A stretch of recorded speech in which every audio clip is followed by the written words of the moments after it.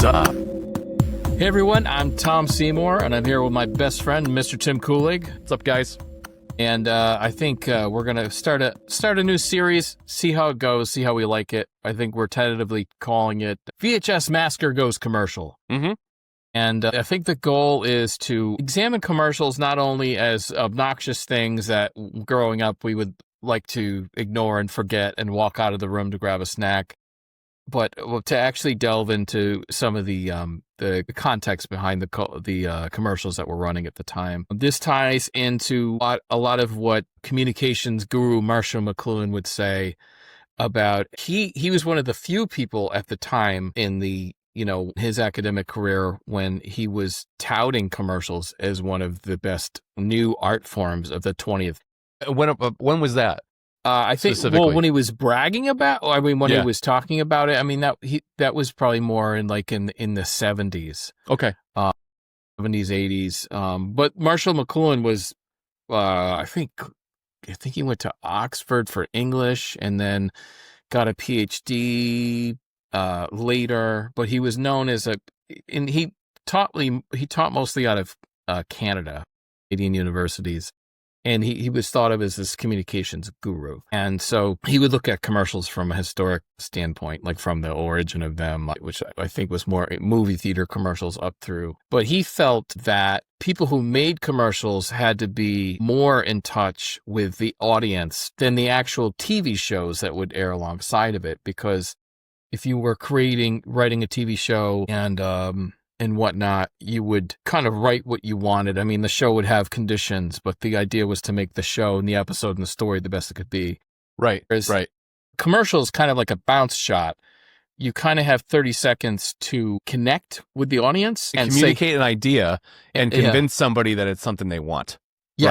Right. In a very short period of time. Yeah. Which is in a sense, it's very fascinating because what you have from there is stuff that is very finely tuned into the time period it was made in. Mm-hmm. And so sometimes when you see these commercials, you're like, what the F was that? And you really have to dig into the context. What was the culture thinking about at the time? It was absolutely pinned to the zeitgeist of the time. No question about it. Because it played off of and also resonated with anything in pop culture at the time. Whatever they could do to ping it, to grab somebody within the first 3 to 5 seconds. It's crazy I'm saying this. I literally am just realizing that right now, talking about this time, social media is no different. You get 3, maybe 5 seconds to get somebody's attention and they swap away. It's the same thing, except back in the 80s, we didn't have a choice. We had to sit through it or walk away and get a glass of milk or some cookies or something because we wanted to watch that cartoon. We didn't have the option like with TiVo and skip the commercials. We didn't have the option where we have a paid channel that don't have any commercials because we pay a premium to not have it. So literally, but today with social media, you can just skip on past it. It's like you literally are selling yourself within 3 to 5 seconds, which is why there's so many content creators out there that push, hey, this is what you have. You have to land the hook right in the beginning or nobody's going to care. Right. No, but I'm talking social media, but we should go back to commercials. Yeah, but it still applies. But I would say that it's one of the differences, and we'll get into one early Ridley Scott commercial you had found, and it was that was some of the production values were incredibly high at certain points in time. And then even back in the beginning, there was very early television. They would work the product directly into the show. So it would be one TV show would have one kind of ad thing that they were supporting. And then later, I think it was in the phase when they started actually cutting away and there would be a commercial spot. Right. I know exactly what you're talking about because it was the time frame when Technicolor was still not fully on the scene. It was black and white versus Technicolor. And I remember seeing an old commercial interspersed in I'm trying to think of the sitcom. It wasn't specifically. God, I can't remember. Was it Honeymooners or something like that? No, it was pre Honeymooners, I think. Okay, but the Dick Van Dyke Show or something like that. I think it was, and it's halfway through the show, and then all of a sudden you have Dick Van Dyke plugging like bromo or some like Right, yeah. like anti Yeah. indigestion medicine or something like that. And it's like, Right. when I have this problem, like, and it's like in the middle of the show, and you're like, wait, what's going on here? You know what I mean? It just goes to show like that, like it's kind of all been done, because you think of that. I mean, you would think of that nowadays as the most tasteless thing to do. It's like, you're watching Game of Thrones and it's like, have some Starbucks, Anyway. Yeah, like not even remotely, but they would do it in a way that it would somehow tie in to the show, Right, so yeah. it wouldn't feel so disarming and like pulling you out of like the make believe of whatever you're watching. With like a step beyond product placement. It was more blatant than product placement, but it was, it wasn't like they'd stop and do a whole commercial, Yeah. We got a couple, right? We're going to probably go and share screen back and forth. So this episode is going to incorporate some YouTube videos and everything too. So do you want to start with your first one? All right. This one's a banger. Let's just watch it and then we'll talk about it. All right. Trigger warning. I don't know what to say. Here we go. All right.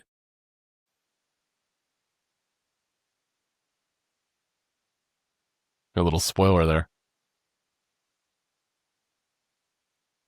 I've tried fad diets, powders, pills. Still, my weight's been up and down like a yo-yo until the AIDS plan taught me how to take off weight and help keep it off. AIDS may taste like a candy, but AIDS contains one of the most effective appetite suppressants you can buy. And there's no stimulant in AIDS that could make you nervous. With AIDS, I ate less, so the weight came off. To help keep it off when I sometimes want things loaded with calories, AIDS helps put me in control. Let the AIDS plan teach you how to take off weight and help keep it off. Try peanut butter AIDS. And I'm not gaining weight. I'm losing weight deliciously with the aid of AIDS. The AIDS diet plan really works. AIDS candy contains a safe and effective appetite suppressant when used as directed. Helps curb your appetite so you can lose weight. And AIDS candy has no stimulant that can make you nervous. The plan lets you enjoy 2 AIDS before each meal. Delicious chocolate flavor. And I love being a size 10 again. Lose weight deliciously with the aid of AIDS. I was overweight and embarrassed to go anyplace. AIDS helped me get back into a size 12. The AIDS diet plan helped me get back into a size 6. AIDS helps control your appetite so you lose weight, yet AIDS lets you taste, chew, and enjoy. And the appetite suppressant in AIDS is not a stimulant. AIDS helped me lose the weight and has nothing in it that could make me nervous. Question: why take diet pills when you can enjoy AIDS? AIDS helps you lose weight safely and effectively. Use only as directed. Up and down like a yo-yo. I tried fad diets, powders, pills. Then I discovered the AIDS diet plan, which helped me lose weight and keep it off. AIDS are tasty caramels for dieters. AIDS contains one of the most effective appetite suppressants you can buy. And AIDS contains no stimulant. So why don't you let AIDS help you lose weight and keep it off? AIDS helps you stay the way you want to be. All right, I'm gonna. It's like a 3-minute commercial. That's insane. I think they're piggybacked. Okay. Yeah. So anybody that isn't Gen X that's listening to this, well, older people will know. Younger people will probably never understand this.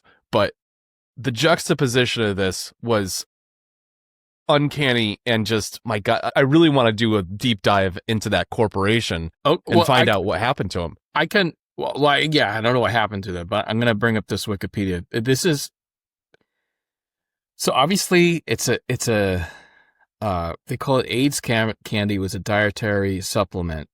And the thing that is surprising is that AIDS candy was actually introduced around the 1940s in the United States. Wow. Okay, so this was an established brand of like candy / appetite suppressant. And what was the active ingredient in it that helped with it? They said it wasn't stimulant based, so it's not caffeine. Because caffeine is a known appetite suppressant. If anybody doesn't know that, like drinking coffee in the morning or whatever will actually discourage you from eating. Active ingredient was originally benzocaine. Okay. I don't know what that is. presumably reduced the sense of taste to reduced eating later. Oh, okay. Changed in the candy as reported. It would kill your taste buds. Okay. All right. that So you you're not wouldn't wanna being eat stimulated. later. You're not stimulated to eat because you're not getting that biofeedback, basically, from. Yeah, I think that's what it was. Okay. Really interesting. Okay, so obviously you're watching it in 2025. You're going, AIDS. what the What the fuck? F? Yeah, what the F? Like, what is happening? Why would they do that? So the answer to that is it was an old product that started in the 1940s. But, this is what I'm saying is like this silver bullet of advertising. The so much information needs to be communicated in 30 seconds that they're just very straight. So, and this was obviously only became controversial when the AIDS epidemic happened, and the sort of horrible coincidence of losing weight and with the illness and all this stuff. So Right. it ends up being like this. You're like, holy shit, what is this? So it's just a coincidence, and you'll find these things, bizarre coincidences that it's like, I'm sure it decimated the brand. Yeah, I think so. Let me see if I can pull that back up. Let's see. By the mid '80s, public awareness of AIDS brought notoriety to the brand due to the phonetic similarity of names and the fact that the disease caused immense weight loss. By September 1985, newspaper interview titled "AIDS has aided AIDS." It had the exact opposite effect. Said it helped. Really? You would think it would have been the opposite. Yeah. Wow. That is not what I would have guessed. AIDS manufacturing companies stated that sales had actually increased as a result of the connection, and that people who suffered from AIDS are not the same people who are trying to lose weight. Another executive was quoted in early 1986. The product had been around for 45 years. Let the disease change its name. Very interesting.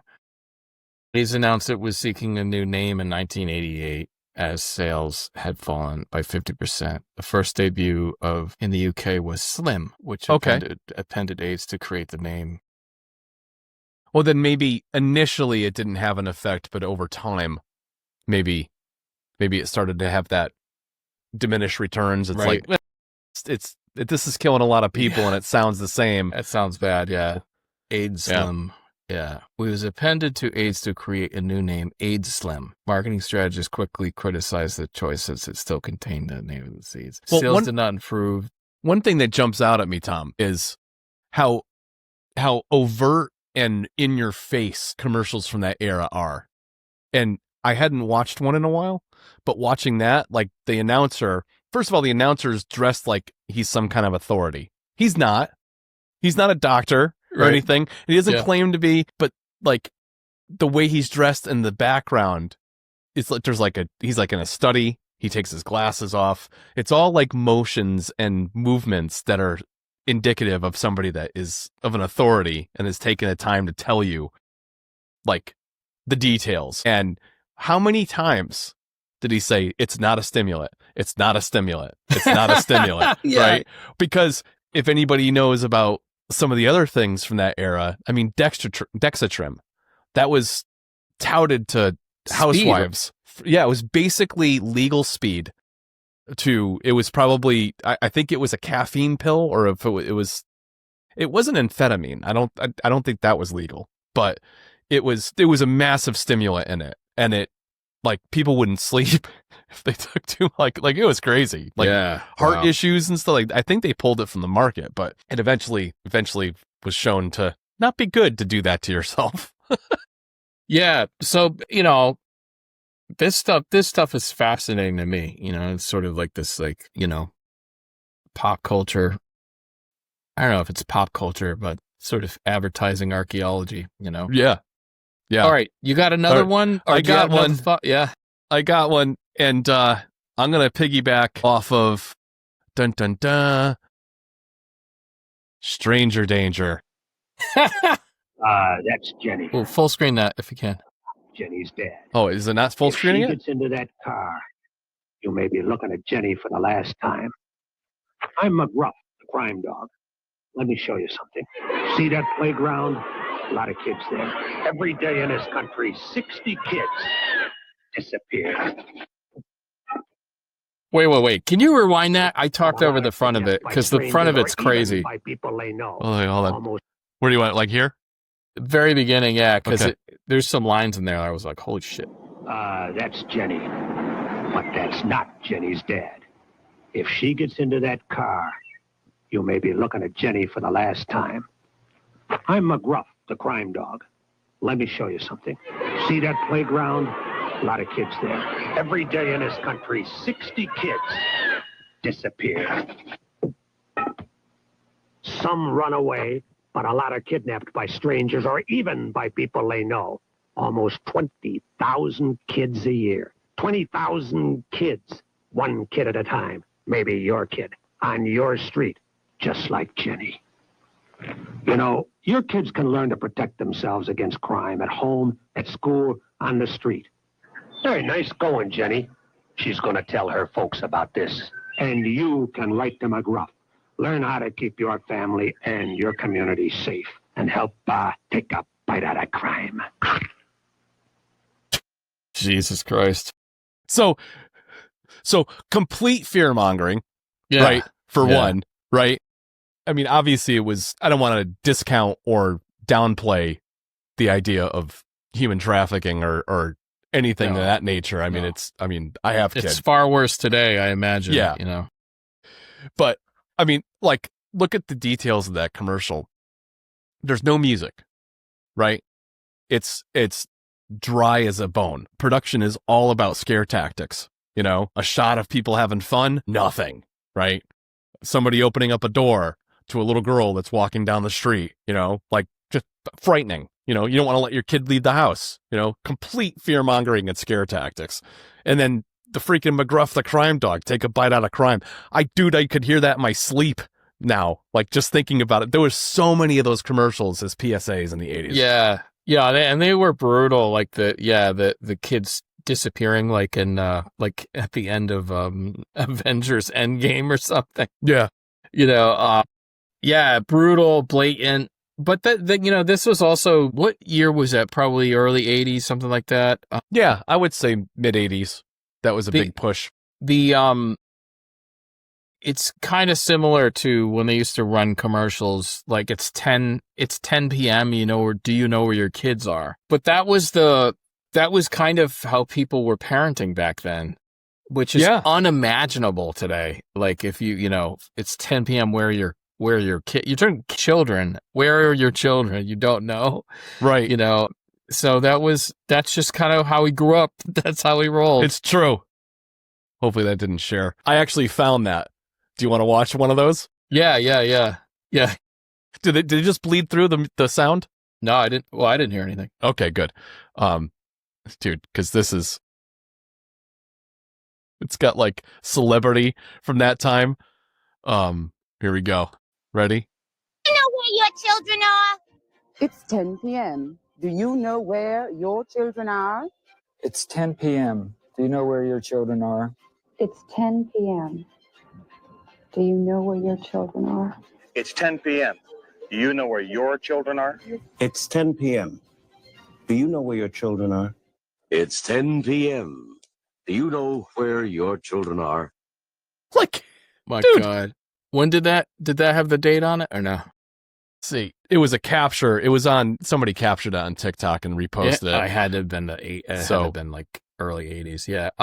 Literally, though that says 2023 was uploaded, but honestly, that was a multi-year campaign in the 80s. So yeah. Us Gen Xers, we were latchkey kids, a lot of us. If anybody doesn't know what that is, it means lock the door because we're going out to dinner and we don't have a babysitter. So, or literally like we won't be home for work for a few hours after you get out of school. So you go home and you stay in the house and basically latchkey. Yeah, that was pretty normal. Yeah. Yeah. Getting home early for sure. That happened. Yeah, you get home, a couple hours, someone would come home, I had older brothers, eventually they would come home or whatever. But yeah, it wasn't such a big deal, and you kind of knew that your parents knew you'd come home for dinner kind of thing, That was kind of the safety check-in. Yeah. So, street light, right? Like street lights we were told, come on. Yeah. Go out and play and be home by the time the street light comes on. Like, that was at 9 a.m, right? On a Saturday, like 8:39 in the morning, I'd leave, and I wouldn't be home until like 7, 8 o'clock at night. And at some point during the day, I had lunch, probably at a friend's house. The parent gave us like peanut butter and jelly sandwiches. We went back outside and played. But like, I don't even know where I got half my meals. Like, I just was out. You were out, yeah, wherever you'd end up. Here's the PB&J or whatever. Yeah, I mean, it was very normal, and you'd have all sorts of adventures. Yeah, but it's crazy now to see a commercial, like we both have kids, and it's like the idea of not knowing where your kid is at 10 p.m. is like, what the fuck? Like, seriously? But also the context also is a communication issue.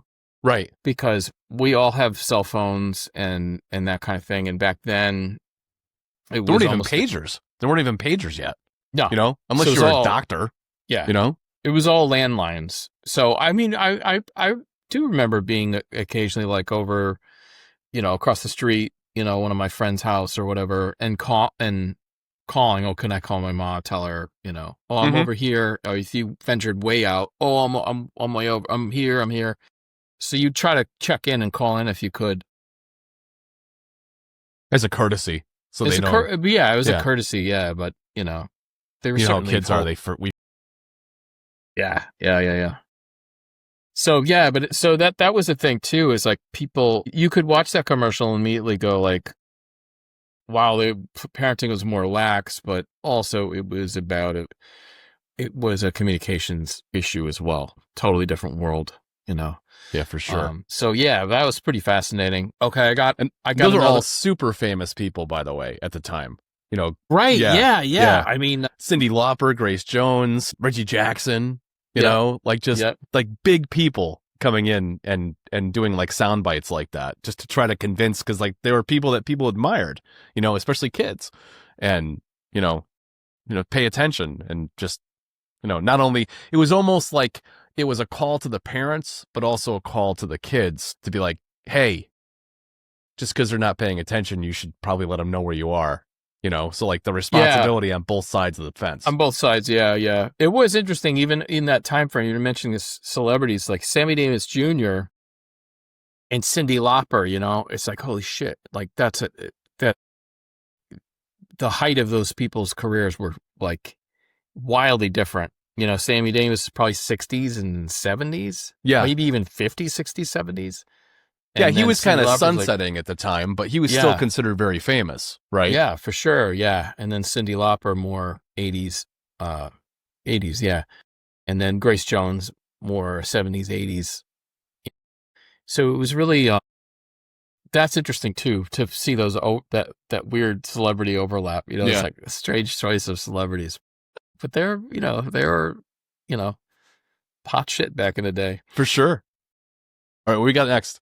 Okay. All right. Let's see. Here we go.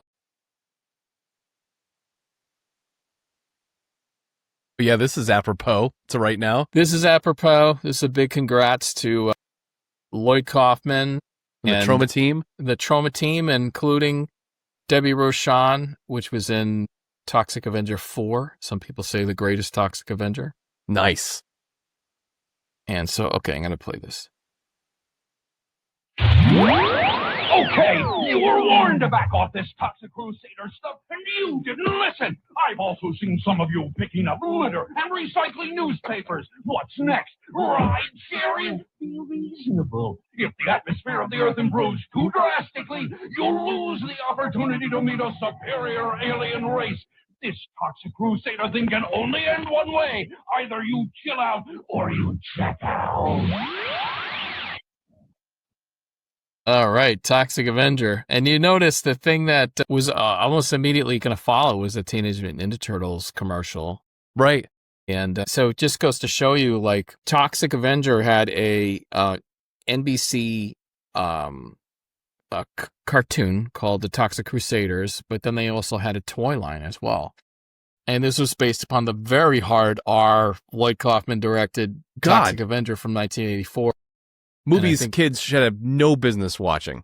You know, none whatsoever. Yeah. And we'll get more into these too in subsequent video podcasts, but there's a whole podcast we could devote to cartoons or toys that are either the cartoons are based on a toy that they're trying to push, He-Man, right? Transformers, or there's a cartoon or there's toys based off of a movie that is wildly inappropriate for children. Jaws, the shark. I had the shark as a kid. I had the Jaws shark as a kid, where you played this game and you actually pulled, and we'll do this again, but you actually pulled like garbage out of its gut. And like, if you didn't do it right, like the Jaws cart shut and you lost the game, right? But there was also freaking Alien. Alien, RoboCop. Like all things super inappropriate, right? No freaking way would I let my kid today watch that stuff until they're a teenager, And even then. Yeah, no, I mean, it was fascinating. So, like, if we look at that I should have included a He-Man one, but I think Toxic Avenger does it like perfectly. We'll do it on the next one. There's so much baked into the Toxic Avenger thing, because the franchise started in 1984. The cartoon, I think, was 91 or something, early 90s. But you had fear of toxic waste. This was like nuclear power plant fear of toxic waste. Also, still like end Cold War sort of fear mongering with nuclear missiles and stuff like that too. Mm-hmm. So it's a combination of, but the toxic waste thing was a environmental theme that Lloyd has had throughout his work. And so, that was hot even back then, was, environmental stuff. Well, for multiple reasons, right? A lot of the news media would bring up the fact that the stuff is pretty much unmanageable and you just have to basically bury it. Then there was 3 Mile Island. We had that issue that happened here domestically in the States. Mm-hmm. And then we had Chernobyl. Yeah. Which was a huge red flag to like, oh my God, what do we do here? Right? Now, since that time frame, they have developed technologies that make nuclear power far more safer. The newer facilities are virtually, they won't melt down. Like they virtually will not do that. Yeah, they can. There's been several documentaries on it. Mm-hmm.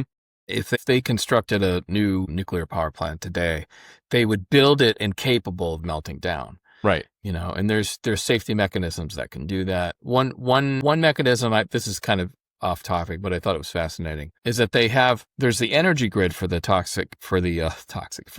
nuclear power plant. They have a single pipe that's filled with frozen liquid, and it's constantly being frozen. If all power dies, the freezing turns off, the liquid melts, allowing everything to drain out. Okay. So there's no way it can melt down. So there are things that they can engineer now that just make it like impossible for it to melt down, So all sorts of stuff. I know, wild tangent, but anyway, so back to the Toxic Avenger. There's also this kind of action star, like sort of steroid sort of obsessed culture, similar to He-Man. Toxic Avenger, he's jacked, and that all came out of the whole Mr. Universe craze of the mid to late 70s, right? Like bodybuilding was becoming like more and more a thing when big people like Mike Metzner and Arnold Schwarzenegger and some of the real big guys came on the scene. Yep, from the freaking Incredible Hulk series on TV. Like all these people just showed you like what the human body was capable of, and it just spilled over into all other culture, right? Yeah, cartoons, like toys. Everybody was like a muscle bound, just jacked. Yeah, you're so right. You're right. It leads directly from Arnold in the 70s. There was that one guy, one of his heroes did a few, I think the older Hercules movies, like the Hercules Unchained or whatever, Chained. But there was only Misty like 3000 did a bunch of riffs on those. And Yeah. I know who you're talking about. But that was super rare. It was so rare that that was Arnold's hero, because he was the only one doing that kind of stuff. So really he was an outlier. And then, Arnold and Lou came in and all that stuff, and it segued into the 80s. And by the time you get to the 80s, most of your action stars are jacked. You got like Stallone, Van Damme, all these people.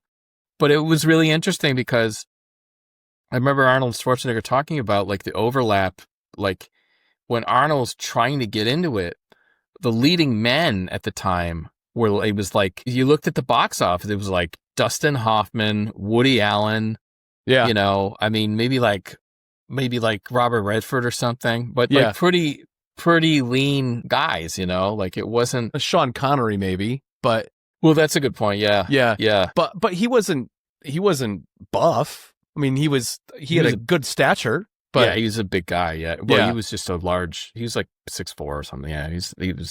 But he was an outlier as well. He was unusual. But it just was really interesting, like about leading men. It took kind of a long time to segue out of that. Or even De Niro in like Taxi Driver, really small guy, very fit, but, by the time you got to mid to late, everyone's juiced up. Yeah, everyone's. And you're not wrong. They were juiced. There were a lot of people playing with anabolic steroids and everything else, and just the long-term effects hadn't really been studied at that point, and those were like an exercise and study in real time. And then you start seeing like the fallout of some of these people in the 90s and 2000. It's like, well, we just lost Hulk Hogan, and like, it's like professional wrestling was at its height probably. Well, I want to say late 80s, but really it really hit new heights as it went on, through The Rock and all that stuff. Like, so people think of like Andre Hulk maybe I think maybe the cultural height, but like financially as an enterprise, it probably kept building, it deviated too when I think Hulk Hogan he left or was fired from the WWE, which was called the WWF at the time, to go play or perform, whatever you want to call what they did, in an alternative league. Then there was like other leagues that would sprout up outside of that major league. Yeah. And then it created more of like an infusion, because like that eventually it led to Ultimate Fighting, UFC and stuff like that, because people wanted to see like real bare bones fighting. And it was kind of like an offshoot from that, right? Like it was like, we want to see it for real. We don't want to see it for fake. We want to see somebody get into a ring and like, have multidisciplinary fights where they can, it was you know like, what I mean? I think, it's like merging culture, because there was the martial arts at the same time. There was martial arts obsession. Right. And like things like King of the Kickboxers and Bloodsport. The whole thing about the Kumite, that guy who they based the Bloodsport on, apparently like there's no record of him ever fighting in any kind of secret underground fighting ring. But it was such a kick-ass story. And then I would imagine I'd credit that. Well, look, I mean, we could go back to Enter the Dragon with Bruce Lee, and that was about that fighting circuit on an island, right? So, well, that clandestine fighting and, becoming the best and rival gangs and everything, like that seems to be like an underpinning that's timeless. It seems to go like generation upon generation, whether it's some kind of like mafia or like gangs or just like dojo or something. Like it seems to just carry forward. There's something in our blood, in our culture, that it's just a thread that doesn't go away. That'd be an interesting dive, Yeah, for sure. Do you have another one for us? Best. Who's the big guy with the muscle? He's He-Man, the most powerful man in the universe. Skeletor is his enemy. They're all jacked. Skeletor and Castle Grayskull. You have to put the castle together. You're doomed, He-Man. Oh, yeah? Watch this action, Dad. Now I have the power. He-Man and Skeletor each sold separately. Castle Grayskull also sold separately from the Masters of the Universe collection from Mattel. Amazing. Dude, and like, it wasn't like that wasn't one of the more exciting commercials. But then again, a lot of commercials from that era weren't exciting. They just were kind of like, see this? Want it? Yeah. Like, that was their marketing ploy for a lot of cases. It was like, hey, I got this. A lot of people like it. Hey, this is how you get it. Yeah. Well, you know, it's probably a combination of just showing the thing because like a kid. I mean, think about the time period too. It's like pre-internet. So if you don't have a toy and you see it on a commercial, that's probably the only time you've seen it, you know? So advertising to a kid, show them the thing. You know what I mean? That's all they want to see. Yeah. They don't care what it does, whatever. Like, they care what it does. But I remember being real disappointed with the Hot Wheels car wash. It looked amazing. And then I spent like half a day putting it together. It was a piece of garbage. And I spent all this money. I saved for months. Like, I'd get like 50 cents for like cleaning, like vacuuming the whole house and all this other stuff. And I saved up all this money. And I had a hiccup because I ruined my lunchbox, and I had to repay for that. So I had like this life lesson, you know what I mean? I dented it, so I had to buy a new one. And whole thing, right? And I finally get this thing, and I use it for like half a day once it's done. And it was like clunky, and it didn't work right. And I'm like I had like the ultimate like commerce, like, sucks. Yeah. I spent all this money on, and I think I just put it on a shelf and never used it again. And I was really pissed off. Yeah, there were definitely toys. I remember, I don't know why this sticks in my head. There's one commercial for this thing called Crash and Bash Derby. Mm-hmm. And the commercial was like fire. It was like they'd show one monster truck crashing to another one, and like a part would fly off. So it's like if you'd run them into each other, like certain parts of the truck would fall off, you know? And they sold it for essentially one Christmas season, sold all of them out, and I think it was such a pile of garbage that they just never made them again, you know? Really? So there was that kind of thing where it was, the advertising was great, the toy was crap. The He-Man, apparently the guy who created the He-Man series, I think he was obsessed with making like jacked figures. I think he grew up, there's some lore with this. He was a skinny guy and he wanted to make, you know, big jacked action figures or something like that. But if you looked at, I mean, you talk about body image now, everyone talks about, oh, you know, Barbie and unrealistic body image. Look at He-Man, dude. Yeah. I mean, no way. Like, he's the top 0.00001%, right? Yeah. Like maybe what, Thor, the actor that plays Thor? Thor, yeah. Comes maybe closest to like. I was gonna say Ronnie Coleman, mm-hmm. the bodybuilder, and then who's the other guy, the blonde guy? But Coleman was like the only one who kind of looks like He-Man, like in regard to his physique. What about Dolph Lundgren when he did the He-Man and the Master? Well, then again, he was also part of that era, so that doesn't really matter. Jay Cutler, he kind of looked like He-Man. But anyway, yeah, well, Dolph Lundgren, you know, the thing about Dolph Lundgren is he was really tall. Mm-hmm. And so it's fascinating is like when they would all get into weightlifting competitions. Stallone, Arnold, and Dolph Lundgren. But Dolph Lundgren was a legit kickboxer. He was a martial artist, but he was very tall. And he said compared to all those, like, who's that guy, Columbo, that Arnold would hang out with? Is it Marco Columbo? I forget his name. Columbo, Italian bodybuilder. Dolph Lundgren, his limbs were so long, he goes, I couldn't lift anything close to those guys. He basically said I couldn't lift much of anything, you know. But of course he could. I mean, the guy was, you know, amazing. Look, you know, his body was perfect. But like all the stockier guys could lift more than them. It's right. Very well, interesting.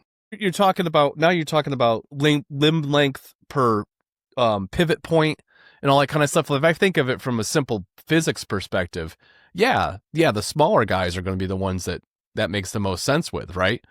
Like those guys are going to be able to like pound for pound be able to do, more repetitions and everything, whereas you're holding weight out further, you have more risk of injury and everything, I imagine, Yeah, for sure. So, yeah. Really, But it was just interesting stuff. fascinating to see someone as jacked as Dolph Lundgren going like, "Oh no, those guys could lift more than me." Yeah, it's very interesting. But when you talk about these, let's put a highfalutin thing, like a high production value thing on here that probably a lot of people don't know about. And if this was pre-Apple being a big deal, Apple was a big deal, becoming a big deal in the 70s into the early 80s, but it was really the Macintosh line that put Apple like over the moon. And this commercial, as you said it earlier, by Ridley Scott, really, really was a game changer. And it was amazing when we saw it in the 80s. It was like watching a movie on TV.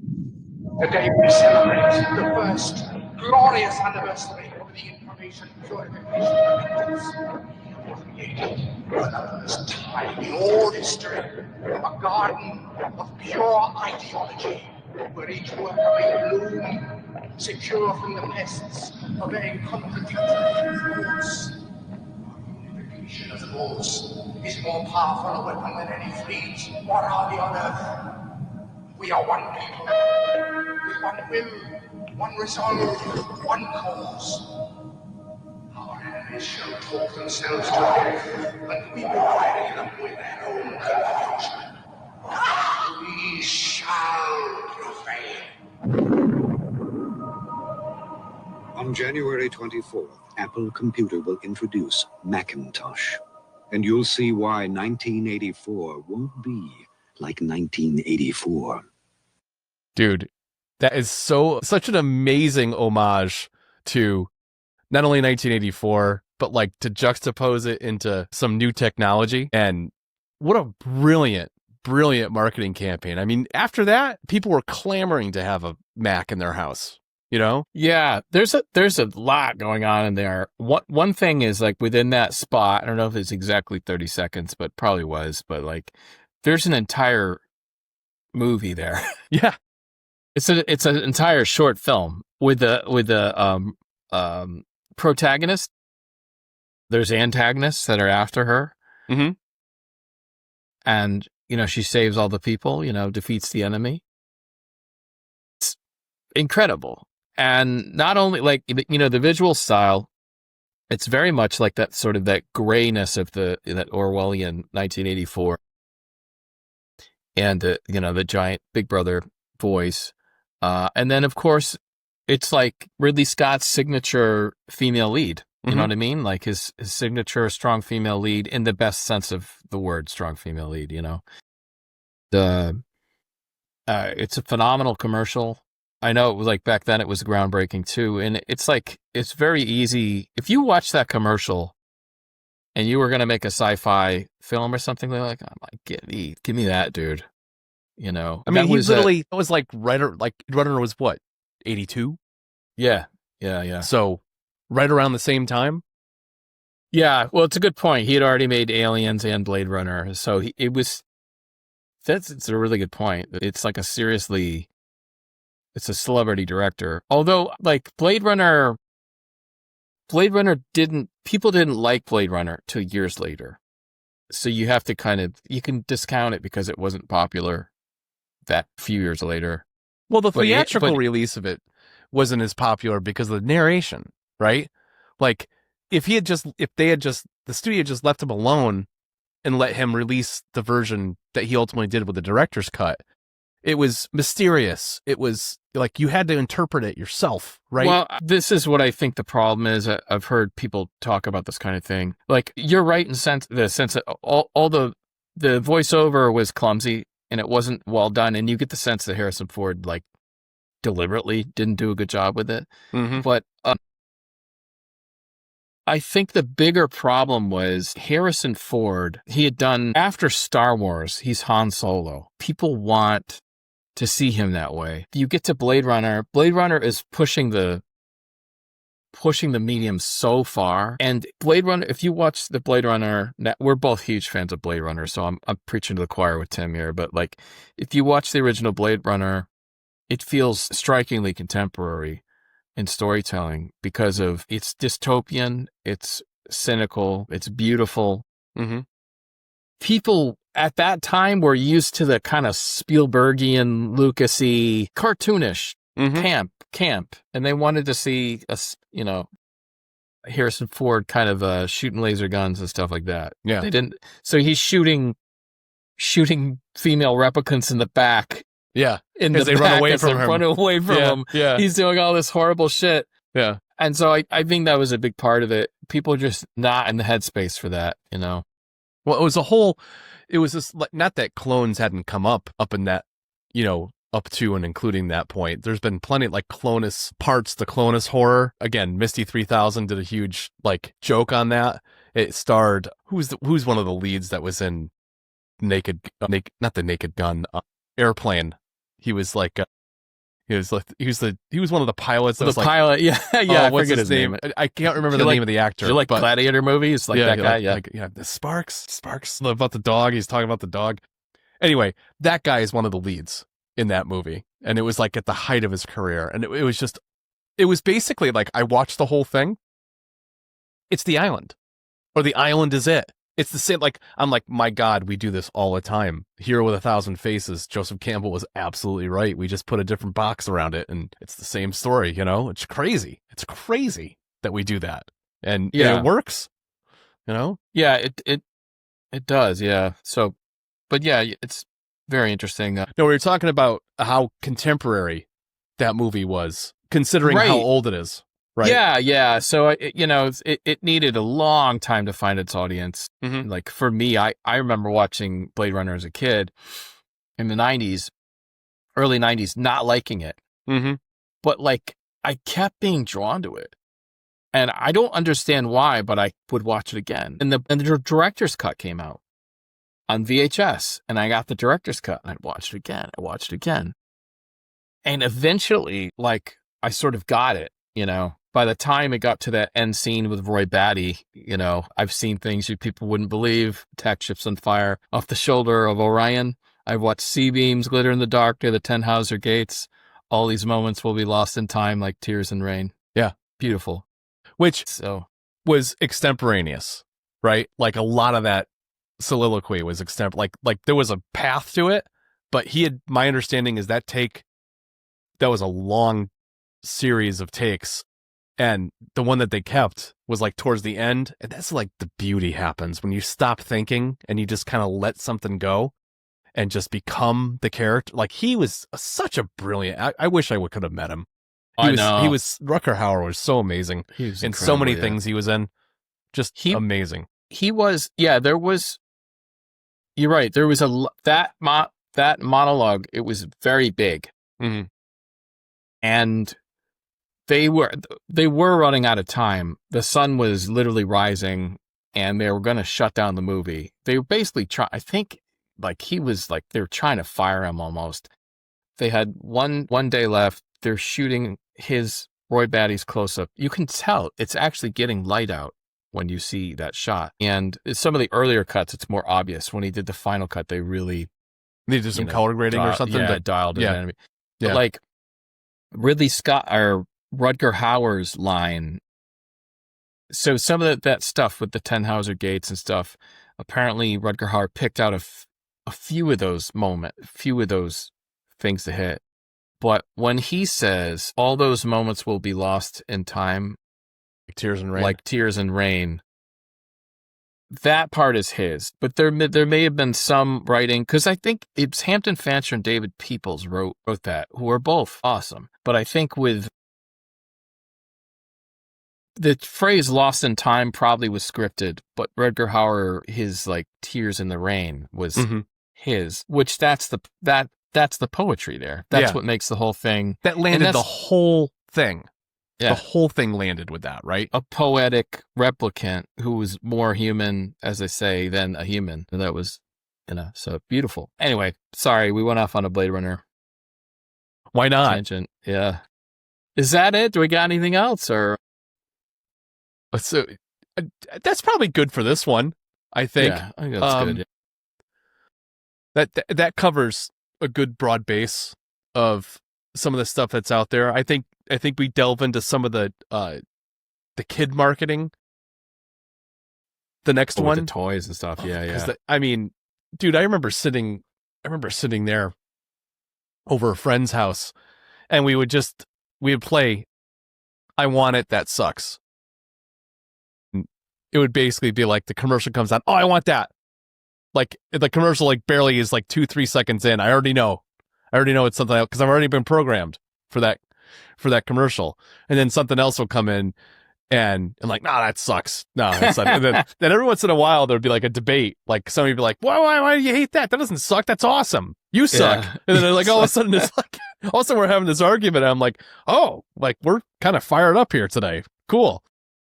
But we end up having like this really heated debate over whether or not, you know, this new line for Transformers is any good or not. You know? It used to be like die cast, dude. It used to be like metal pieces and everything. Now it's just this plastic garbage that breaks like the first time you play with it. You know? Different toys, different times. Yeah, for sure, man. Yeah. Well, this is series 1 or part 1 in an unknown series of podcasts or webisodes or whatever we're going to do with this. Exploration. Yeah. Topic absolute.